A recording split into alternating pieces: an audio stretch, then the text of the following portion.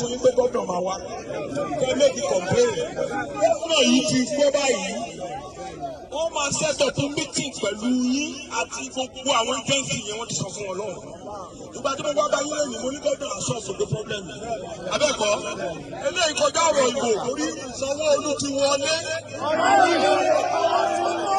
What makes you different from other candidates? Why do you think we should vote for you come Saturday, March 18th? And what makes you better or different from other candidates vying for the position of the governor of Lagos State? Well, I mean, thank you. I think it's a function of capability, capacity, and competence. It's the 3 C's. And you see, we need to just be able to ensure that Lagos, given the size, given the sheer size of it, given the expectation of its citizens, given the level, of where we've built this state into, we cannot afford to put Lagos, on a backward trajectory. It can only be governed and run by people that have capacity, that have competence, and that have the capability. And my credentials are clear, right? And I did a simple summary that, even the youngest person that is on the bill, right? Let's do something. Let's do a comparison with 40-year-old. Let's do a comparison of what I've done at 40, not at 57 that I am right now. And so let me discount 17 years out of my age, and say that like for like, at 40, what have you been? At 40, I had left the banking industry as a general manager, that I've headed, investment banking, that I've been treasurers in 3 banks, that I've run investment banking at the highest level in this country, that I've run complex transactions, on the financial side of this country. At 40, I'd worked, in the deepest part of this country on oil, prospecting for oil, right, as a private sector. At 40, I have run 2 ministries.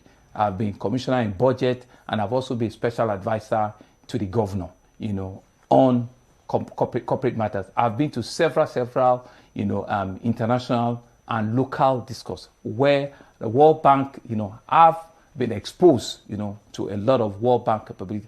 I've done things at 40, right, that are still standing, with test of time in Lagos. At 40, I used to have the unique opportunity where both LOMA, and BIR, as it's called, Board of Internal Revenue, used to report to me. We've grown, the IGR of the state, even at that time.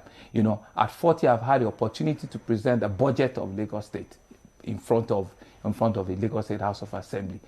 So that's the kind of thing that we're talking about, right? So we're not saying that,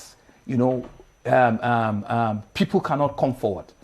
Let people bring out their resume. Let people bring out their capacity, their capability. What have they done before? It's not just politics.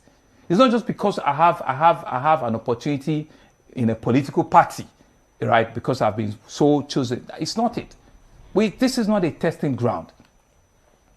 This is not a testing ground. And we've seen it in the 4 years that we've also run, right? We've kept this country during COVID and all of it. We've kept it safe.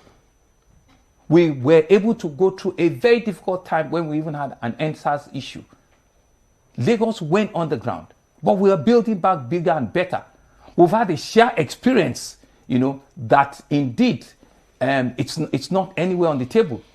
And it's only with those experiences that you can even wrap up and do even things quicker, smarter, and better. And so that's what is on the table. That's what we're talking about. That's what we're asking people from all of the bouquet that you've seen. Which one, can you see? Can you feel? Have you touched? That will give you, that belief that Lagos can be on the trajectory. And you can begin to see. When we say the greater Lagos is rising, it is indeed rising in all of the pillars that we've seen, in all of the engagements that we're doing, in all of the conversations we're having. And so I've had, at that time, I've had 5 years of public sector experience. I've had 16, 17 years of private sector experience. If I just oppose it to now, I've had almost 20 years of public sector experience and about 15 years of private sector experience.